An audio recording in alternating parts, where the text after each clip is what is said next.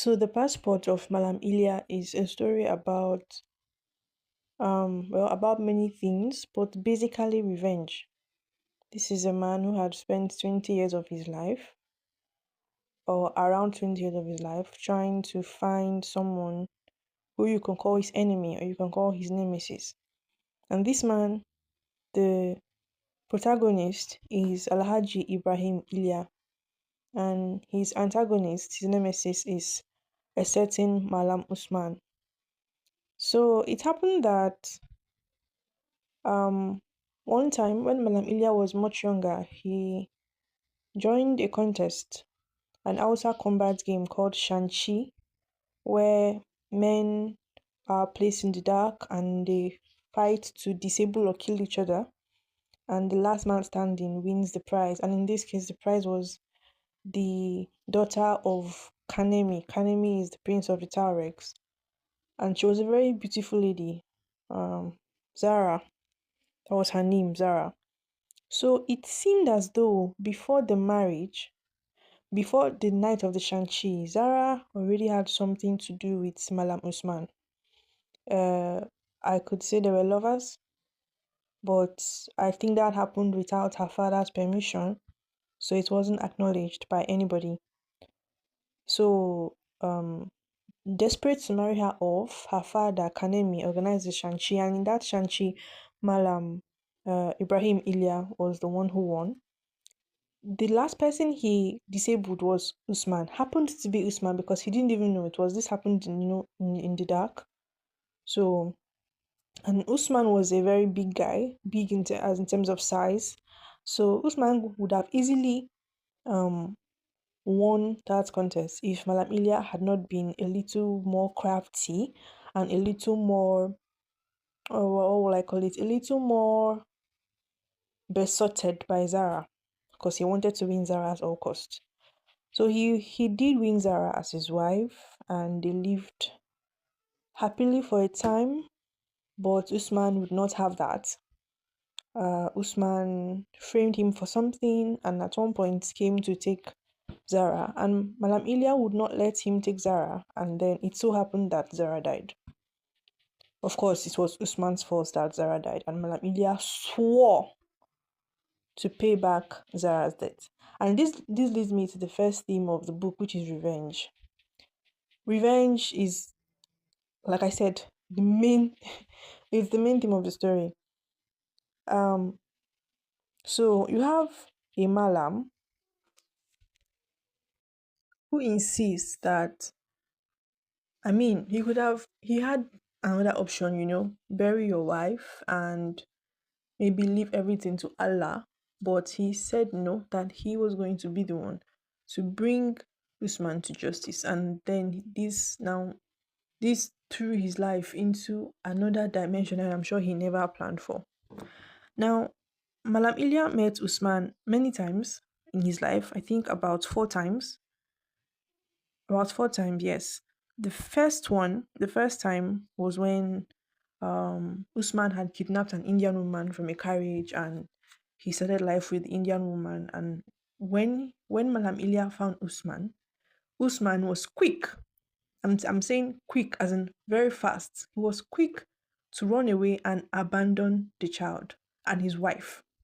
Yeah. Very quick, he just disappeared, and Malam Ilya couldn't exact his revenge. And Malam Ilya, well, I would say he hadn't lost all his morals. He could have easily killed the child based on the wrath and the anger he was feeling at that time.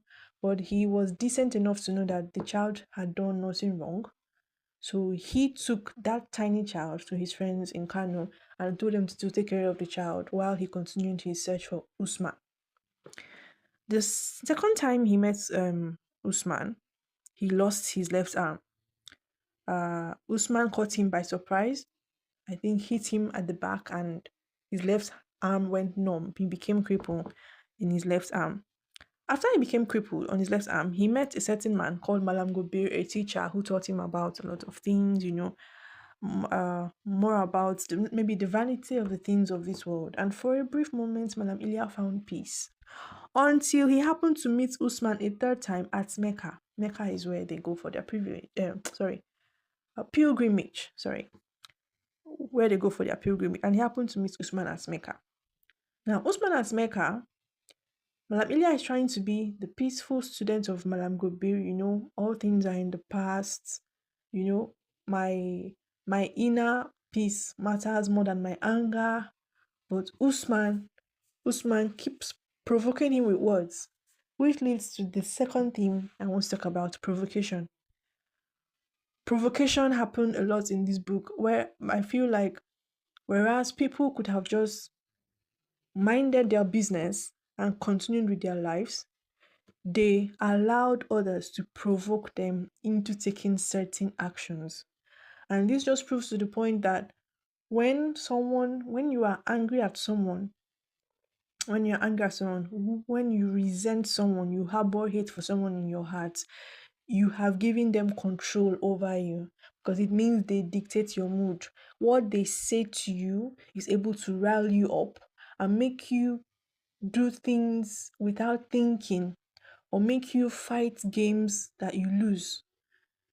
So at this time in Mecca, after Malam Ilia had gone through this training, through this change per se, Usman came again and provoked him to come out and fight, knowing very well that Malam Ilia had lost his left arm. Malam Ilia, of course, would not say no to a fight. He's not a coward, and he agreed to go and fight Usman with his crippled left arm. We need to find out that Usman was never going to play clean. So Usman told other guys there who were at his beck and call to dispose of Ilya, that is to lock him up somewhere. So at this period, it seems like Usman has power. He has the admiration or influence of some men around him. Okay, which leads to another theme, which is change. That is growth in a man's life, right? Growth in a man's life. Before now, Madam Ilia used to be a young, hot-blooded, um, you know, someone who is not afraid to live life or die trying, right? Or die fighting. That is who Madam Ilia used to be. But now, his left arm is crippled, and he has undergone a training under a certain Malam Gobir, and he's now, reflecting, meditating, more peaceful. This is change in a man's life. The way we as in humans, men and women, the way we are when we are children, when we are younger, is not the same way we tend to be when we grow, when we become adults, when we become older or elderly. Same with Usman. In his earlier days, Usman used to be a terrorist. He used to terrorize, the British troops who were in Kano at that time, Kano and Sokoto, and all those. I would just say northern Nigeria. He used to be a well-known terrorist. Raiding people, robbing people, and attacking the British army, and he was wanted. Now, this same Usman he has the influence of men who are just able to say yes, sir, and do whatever he wants them to do. This means he has grown from maybe a little terrorist to a larger terrorist. I don't really know. We don't know much about Usman's life. I I the story was very one-sided. It was about Malam Ilia. So we don't know much about Usman's life, and maybe someone could actually try that. Someone could try giving us the story from Usman's point of view. But okay, so after the incident at Mecca, um um Malam Ilia gets bailed from jail by a certain woman named DJ. So that's DIJE, not just DJ. So she bails him out of jail, asks him to teach the children. She has this school for children. So since he's known as a student of Malam Gobir, who is now